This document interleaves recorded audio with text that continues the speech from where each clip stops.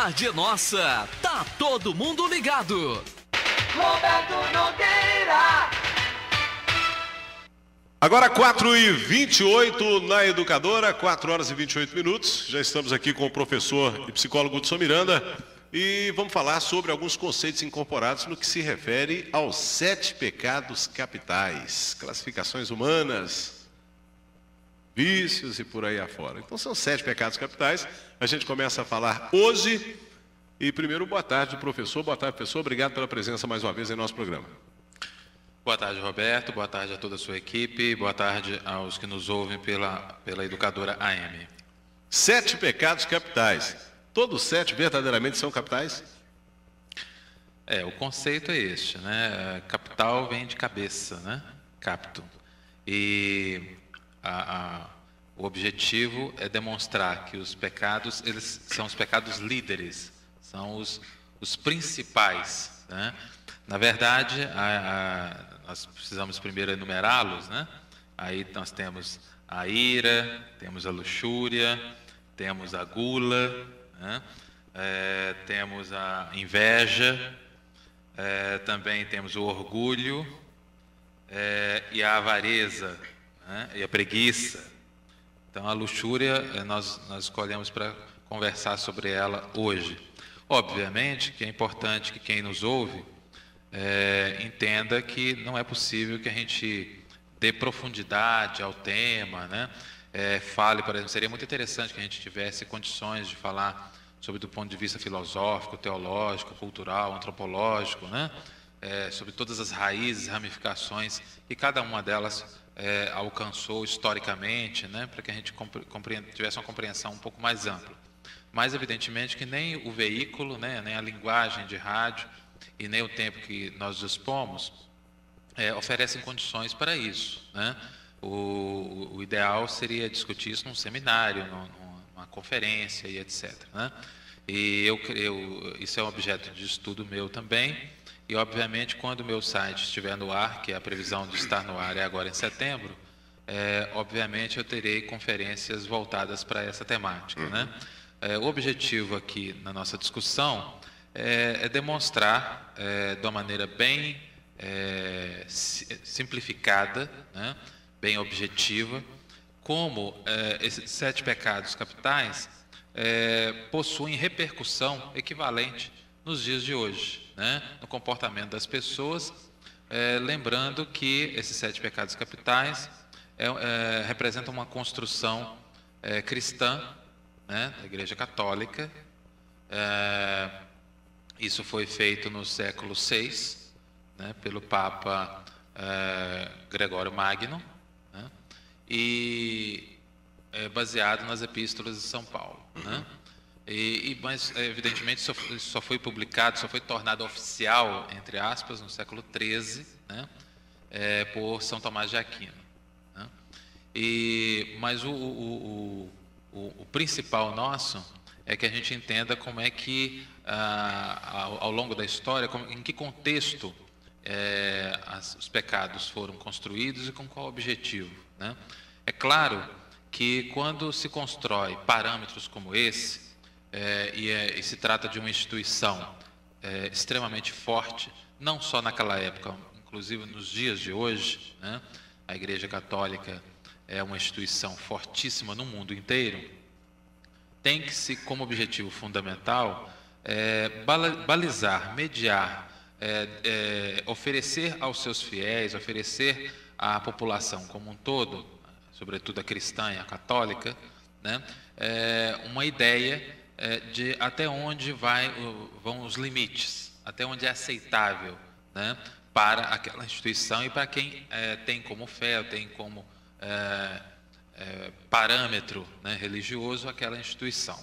Bem, quando falamos de luxúria, nós temos algumas considerações interessantes, né?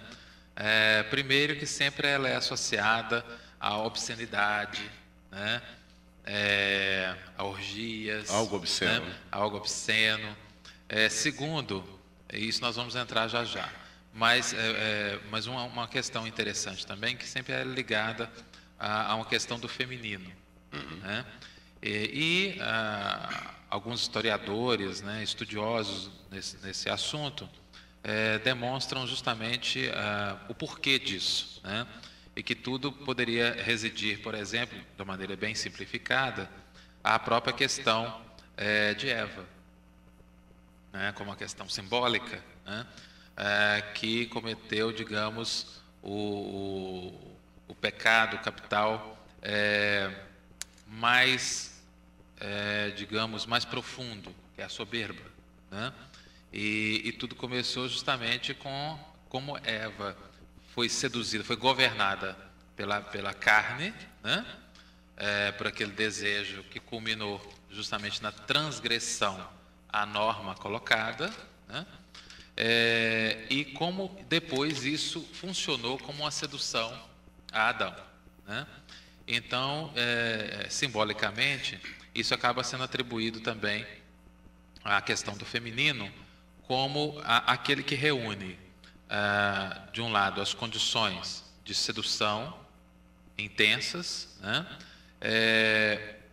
Do mesmo jeito que reúne também as condições de fertilidade, de questões positivas, também o quanto isso pode representar o perigo da desordem, né?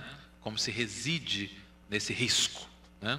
E nós não podemos esquecer que a analogia nesse sentido, quer dizer, a gente colocar o feminino, a mulher, como algo de alto risco, né? E de certa forma que nos lança nessa discussão da luxúria, quer dizer, acaba sendo um certo símbolo da luxúria também, sim. Né? Mesmo que indireto, como a gente pode entender que isso parte também de uma sociedade que na época era patriarcal, ou seja, governada por homens, né? Então, a gente precisa compreender que naquele contexto, é claro que uma sociedade patriarcal, governada por homens, baseada no masculino, né? Era de se esperar que tudo fosse jogado tudo fosse jogado, né? Esse peso fosse jogado também. Eu não tenho nada com isso, não. Isso é mulherada, né? Não é? Quer dizer, mais ou menos assim. Esse feminino que me seduz, né? A culpa é da mulher. A culpa é dela, né? Ainda bem que mudou nesse conceito. Entre aspas, né? Entre aspas, né? As coisas vêm a controvérsias, né? Mas vem se adequando Bem, claro. Então, assim, o mundo mudou muito, né? Por exemplo, a questão da luxúria, a essência da questão da luxúria seria justamente a desordem do desejo, né? A luxúria basicamente está ligada ao ato sexual, no caso, ou não? Não necessariamente, mas é claro que a questão do ato sexual, ela é muito forte, né, na discussão da luxúria. E aí se discute a questão da sexualidade. E é uma discussão entre a função, muitos, por exemplo, defendem a ideia, que depois foi também desconstruída por historiadores, né, mais profundos e tal, de que haveria um radicalismo da Igreja Católica, por exemplo, que seria contra o prazer, né? Depois, evidentemente, que historiadores foram mais profundamente estudar esse assunto e perceberam que, embora na instituição criadora dos 7 pecados capitais existia também um conservadorismo, existiam também pessoas, né, porque ela é governada por pessoas e é alimentada por pessoas, né? Existia também uma ação conservadora que poderia nos levar a acreditar justamente nesse excesso de zelo ou de excesso de preocupação em relação ao prazer. Por outro lado, depois foi se percebendo e foi se descortinando para as pessoas também, aqueles que estudam o assunto, de que não é bem assim.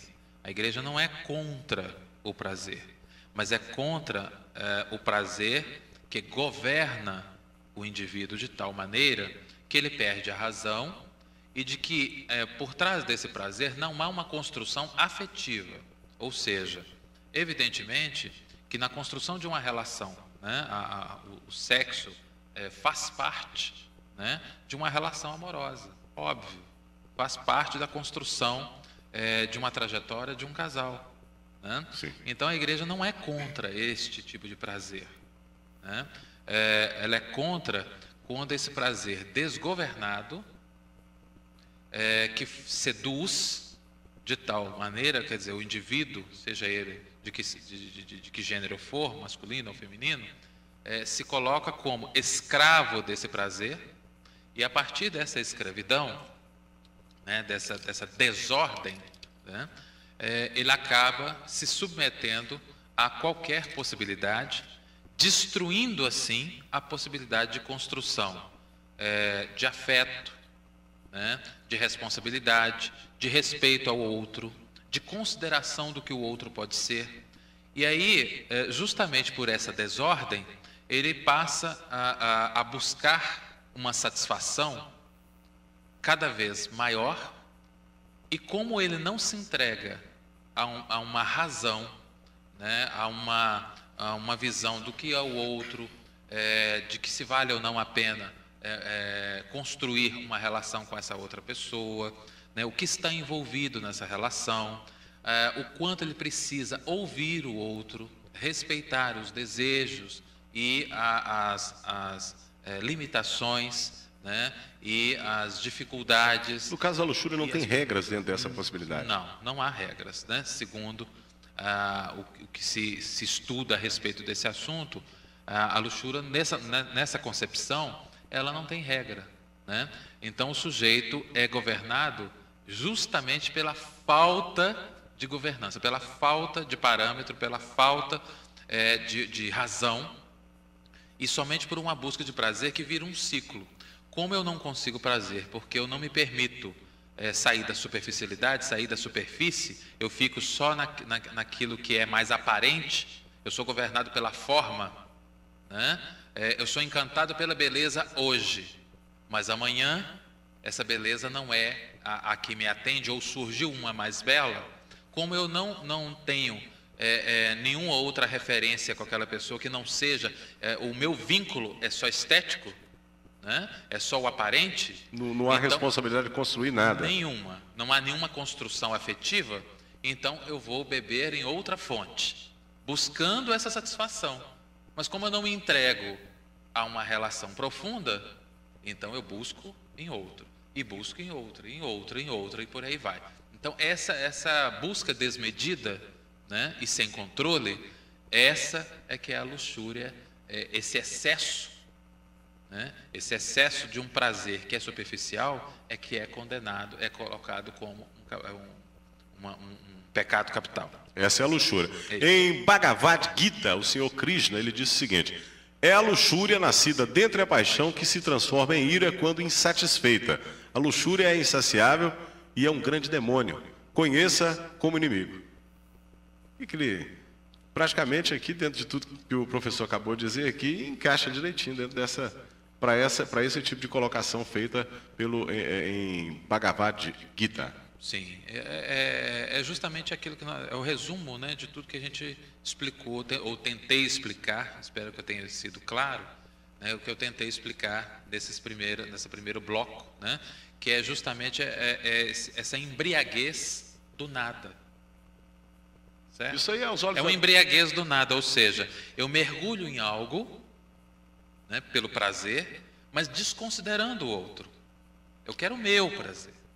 E aos olhos da psicologia, o que pode culminar na vida dessa pessoa, que provavelmente tem alguém que está nos ouvindo agora, que tenha esse tipo de, podemos dizer que é um problema? Que pode ser sanado, que pode ser... Sim, porque, na verdade, se a gente traduzir isso para o nosso dia a dia, é um tipo de comportamento que vai ter dificuldade imensa de gerar vínculo profundo, né? Por várias razões. Aí nós poderíamos ficar aqui dias falando sobre isso, né? Porque aí entra a subjetividade. As razões pelas quais leva você a ter relações superficiais ou não são razões tão subjetivas quanto o número de pessoas sobre a Terra, né?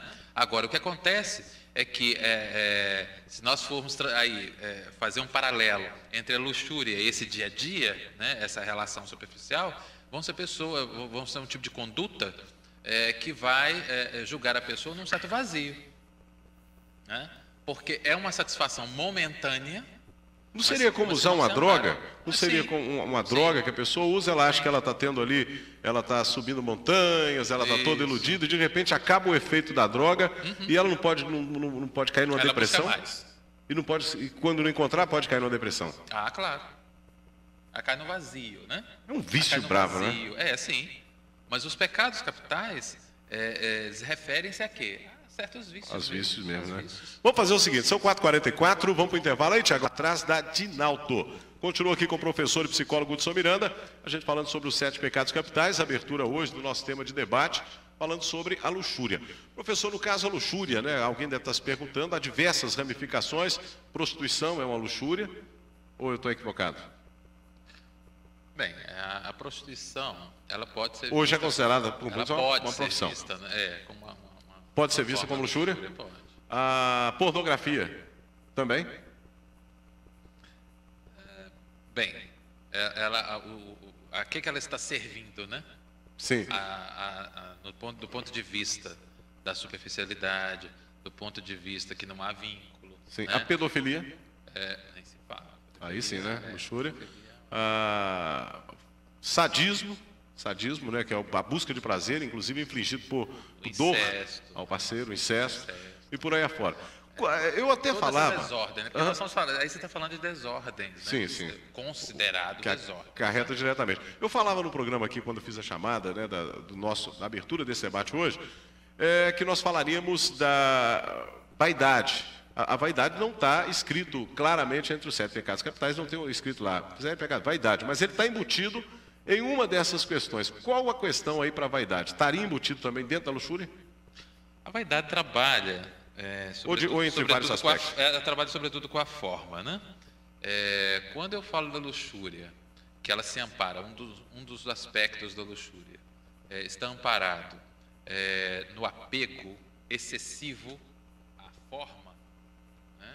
E não à essência, obviamente, a vaidade que está amparada somente na forma, ou seja, ela só atende à questão da sedução, de uma busca insana de um contato pela forma, não sustentada por mais nada.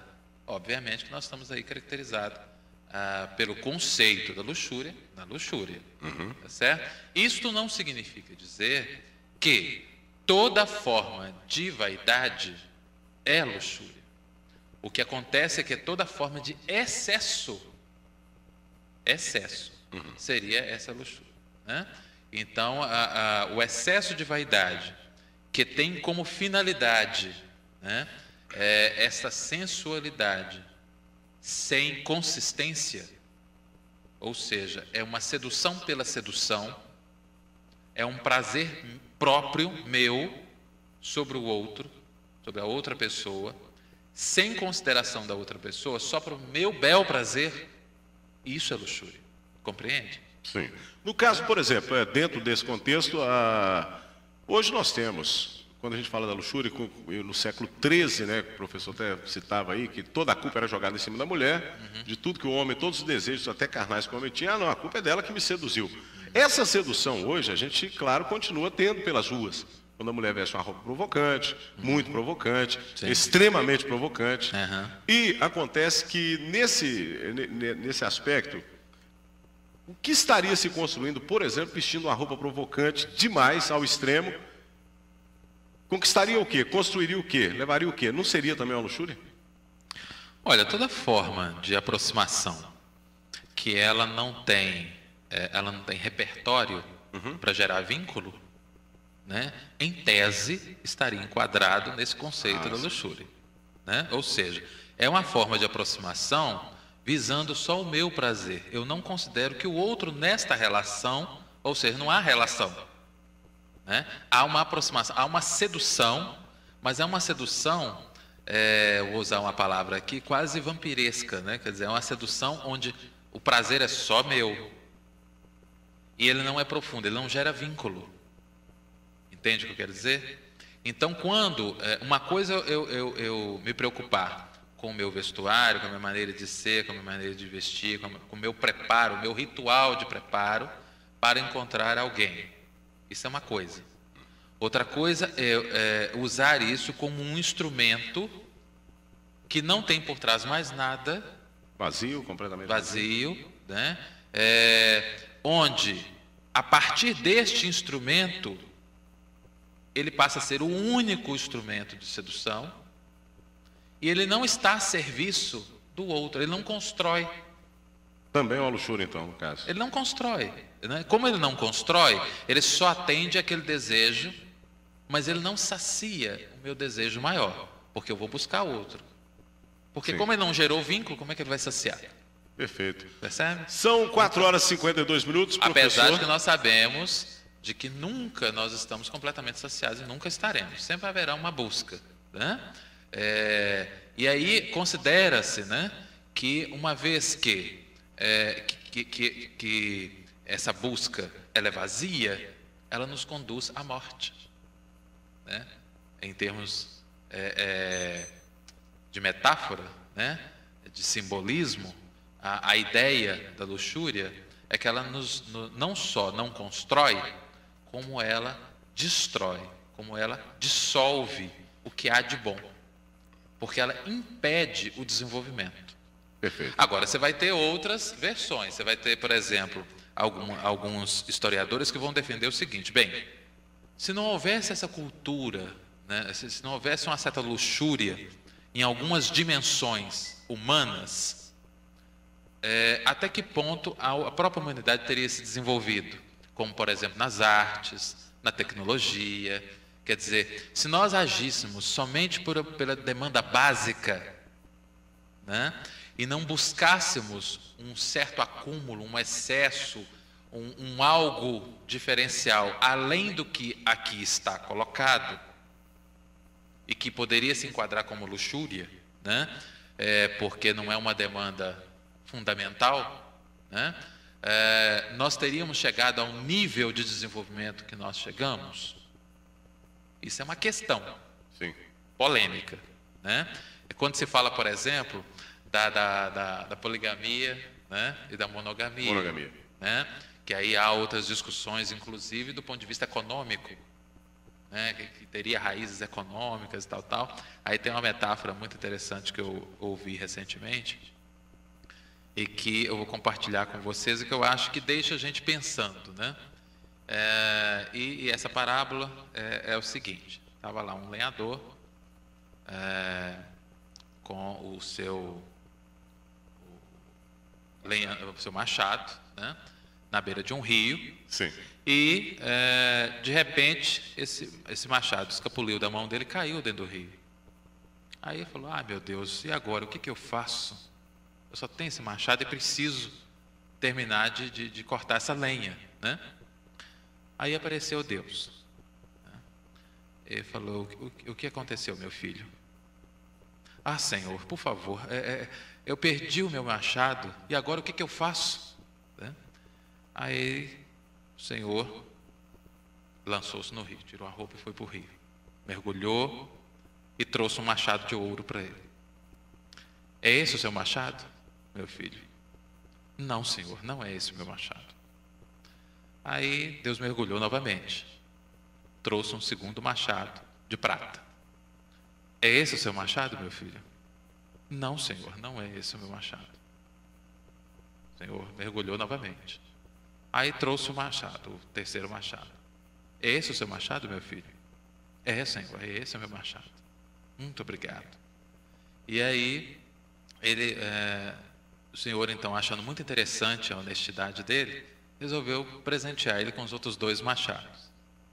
Aí ele chegou em casa, contou à esposa, né, e ela ficou muito impressionada, né, com aquela situação, e falou com ele: bem, eu quero ver aonde que Deus apareceu para você, né? E aí ele levou ela na beirada do rio, e eles conversando sobre o acontecido, de repente ela escorregou e caiu no rio, né? E aí ele ficou desesperado, porque ele não sabia nadar. Meu Deus, a minha esposa caiu e tal. Apareceu Deus novamente para ele. O que foi, meu filho, dessa vez? Senhor, agora eu perdi, a minha mulher caiu na água e eu não sei nadar. Aí o Senhor mergulhou, né? e trouxe para ele a Ana Paula Arósio. É essa a sua mulher, meu filho? É, Senhor. É essa a minha mulher. Bem, aí ele falou assim, mas você é muito sem vergonha, não? Mas como você tem coragem de falar que essa é a sua mulher? Não é ela? Não, Senhor, mas o senhor há de convir comigo, raciocine comigo. Se eu falasse que não, o senhor ia mergulhar, e da segunda vez o senhor ia trazer a Juliana Paz, né, Paz. E da terceira vez que o senhor ia trazer, e não seria a Juliana Paz, o senhor ia mergulhar novamente e ia trazer minha mulher da terceira vez. Eu sou um homem pobre, eu não ia conseguir manter as três. Então, por isso, aceitei a primeira, né, já está resolvido o problema. Então, isso é só para a gente entender, né, com essa parábola, como é que essa questão do excesso, né, faz parte da nossa cultura, mas o quanto ele pode ser também danoso, nocivo e superficial, e pode nos conduzir a caminhos muito distantes do que nós realmente precisamos, né? Ok. Estamos chegando ao final do programa, a pena, mas quarta-feira que vem a gente continua o tema 7 pecados capitais. Sim. Né? Só para a gente fazer uma explanação, professor, vou te dar mais um minuto ali para a gente fechar luxúria. O que pode ser passado aos olhos da psicologia para os nossos ouvintes, de uma maneira geral, sobre esse principal tema de hoje? O fundamental que eu costumo dizer em relação a esse tema é que as pessoas precisam aprender ou reaprender a entender qual é o objetivo ao buscar algo. O que eu faço, o que eu pretendo fazer com esse algo. E quando se trata de um ser humano, de um outro ser humano envolvido, até que ponto esse ser humano ele compartilha nesta relação? Até que ponto isso é uma relação? Ou até que ponto eu apenas estou sendo ou até que ponto ele está sendo apenas um hospedeiro do meu desejo, e até que ponto eu estou parasitando esse ser humano?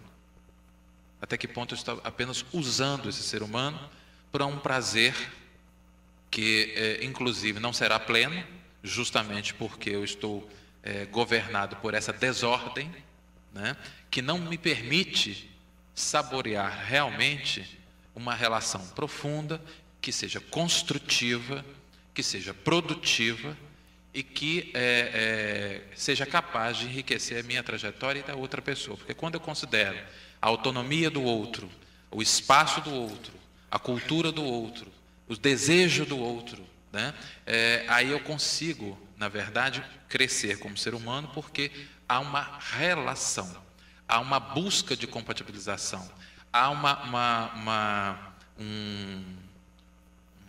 troca, não vou dizer uma troca, mas um compartilhar de ideias diferentes em busca de algo comum, né? E mesmo se isso não se prolongar, eu pelo menos teria certeza de que fiz um movimento nesse sentido e teria certeza de que aquela relação, por exemplo, não é a ideal que eu busco, e a partir daí eu terei consolidado mais ainda bases, mais ideias do que eu realmente busco. E com isso vale para a amizade, isso vale para todas as nossas escolhas, porque faz com que a gente tenha um outro sentido de viver, que é o sentido da não superficialidade, né? Que acaba diminuindo aquela sensação de vazio desnecessária que aqueles que cada dia querem beber em uma taça diferente, né, só por beber, né, acabam tendo, porque eles não conseguem, na realidade, reconhecer as diferenças entre as taças. E nem a busca é essa. A busca é simplesmente de um prazer que eles não sabem nem nomear. Porque o verdadeiro, mais profundo, mais amplo, reside justamente na medida que a gente tem vínculos. É a diferença entre amizade e coleguismo, né? Uma coisa é conhecer muitas pessoas, outra coisa é eu ter uma trajetória, né? Uma coisa é conhecer muitos radialistas, outra coisa é conviver com você, né? Então é assim que quanto mais vínculos nós temos, quanto mais história nós temos com as pessoas, mais a gente se dá conta de que mais nós nos distanciamos da luxúria, né? Porque mais nós nos cercamos de certezas ou de possibilidades que muitas vezes nem foram exploradas ainda, mas que se apresentam como possibilidades naquela relação de amizade, ou amorosa, ou profissional, e assim por diante. E uma coisa que nós precisamos nos desfazer é daquela ideia da famosa vida moderna, que não nos deixa ter tempo para ter relações mais profundas. E com isso nós vamos engrossando a lista dos deprimidos, né, dos infelizes, daqueles que sentem um vazio que muitas vezes não sabem explicar ou descrever, mas que o fato de não saber descrever ou explicar muitas vezes não diminui o sofrimento que causa esse vazio. Maravilha. Professor, obrigado. Até a próxima quarta, aliás, até mais tarde, 7 da noite, lá na TV Uni, com o nosso tema hoje, que é bullying. Ah, sim, que é outro fenômeno, né? Vamos lá. Estamos chegando ao final de mais um programa Tarde é Nossa. Obrigado a você pelo carinho da audiência. Obrigado.